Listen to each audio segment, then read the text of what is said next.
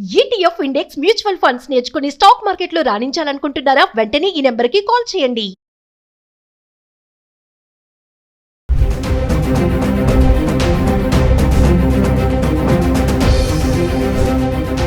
నమస్తే, welcome back to Suman T. Present మనతో పాటు ఉన్నారు అనలిస్ట్ మందర్ కృష్ణారెడ్డి గారు. నమస్తే సార్. నమస్తే సార్, యుద్ధం వచ్చింది, మరి యుద్ధం వల్ల బంగారం, వెండి, ఇంకా విలువైన లోహాలన్నీ కూడా పెరిగిపోతాయని చెప్పేసి మార్కెట్ అయితే అంచనా వేస్తుంది. ఇన్వెస్టర్స్ కూడా అదే ప్లాన్లో ఉంటారు. కానీ అనుకోకుండా మొత్తం వ్యతిరేకంగా ఉంది. ఇక్కడ అన్ని మళ్ళీ గత 3 రోజులుగా చూసుకుంటే తగ్గిపోతున్నాయి ధరలు. అంటే ఇదంతా కూడా టెంపరీ అనుకోవచ్చు అంటారా? మళ్ళీ పెరుగుతాయి అంటే? ఖచ్చితంగా ఇవన్నీ టెంపరవరీయే. రేట్లు పెరగక తప్పదు. యుద్ధం నడిచినంత కాలం రేట్లు పెరగడానికి అవకాశాలు చాలా ఎక్కువగా ఉన్నాయి. యుద్ధం ఆగిపోయినా కూడా ఈ యుద్ధం నష్టాల నుంచి బయటపడడానికి చాలా టైం పడుతుంది. రెండవది, ఇవాళ రేట్లు ఫ్లక్చువేట్ అవుతూ ఒక 2 రోజులు, 3 రోజులు, 4 రోజులు 2,000, 5,000, 10,000, 25,000 తేడా కనబడుతుంది. ఇప్పుడు ఆ మధ్య కూడా జరిగినాయి. యుద్ధం కన్నా ముందే కొంచెం పెరగడం తగ్గడం కామన్గా జరుగుతాం. యుద్ధం ప్రారంభమైన తర్వాత కూడా 2 రోజులు తగ్గాయి, మళ్ళీ 4 రోజులు పెరిగాయి, మళ్ళీ తగ్గుతున్నాయి. ఇది తాత్కాలికమైన పరిస్థితే తప్ప పెరగడం తప్పదు.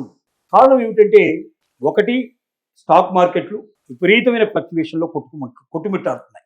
16 లక్షల కోట్లు సుమారుగా ఆవిరైపోయినాయి 2 రోజుల లోపల.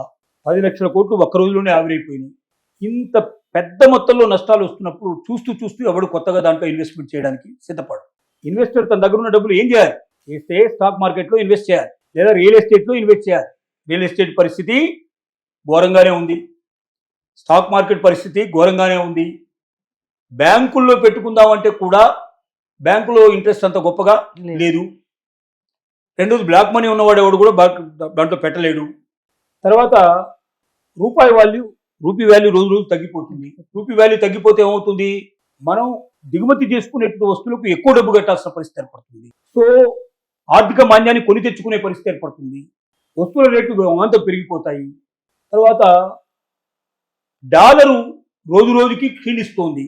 డాలర్ స్ట్రాంగ్గా ఉంటేనేమో బంగారు పరిస్థితి ఒక రకంగా ఉంటుంది, క్షీణిస్తే మరొక రకంగా ఉంటుంది. డాలర్ క్షీణించినప్పుడు బంగారం రేటు పెరిగిపోతుంది. ఇప్పుడు డాలర్ క్షీణించే పొజిషన్లో ఉంది, రూపాయి క్షీణించే దృష్టిలో ఉంది.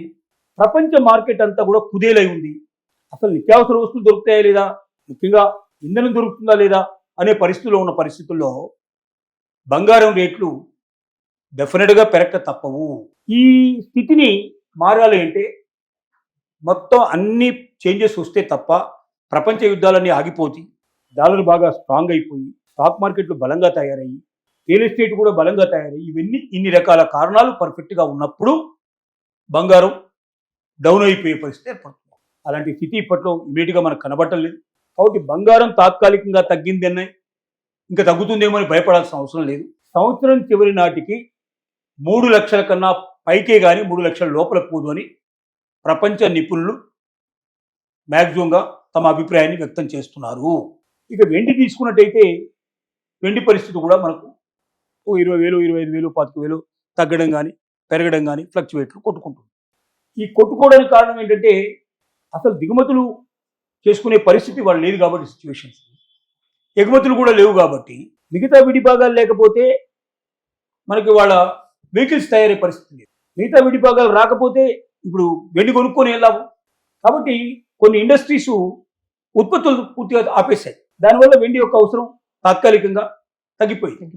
కానీ రేపొద్దున ఇది ఎక్కువ రోజులు ఉండదు కదా, ఒక వారమో 10 రోజులు, నెల రోజులు, 15 రోజులు అయిపోగానే దిగుమతులు స్టార్ట్ అవుతాయి. దిగుమతులు ఎప్పుడైతే స్టార్ట్ అయిపోతాయో అప్పుడు ఆటోమేటిక్గా విడిభాగాలను దొరుకుతాయి కాబట్టి వెండి కూడా కొనుక్కోవడం ప్రారంభిస్తారు. అప్పుడు ఆటోమేటిక్గా రేట్లు పెరిగిపోతాయి.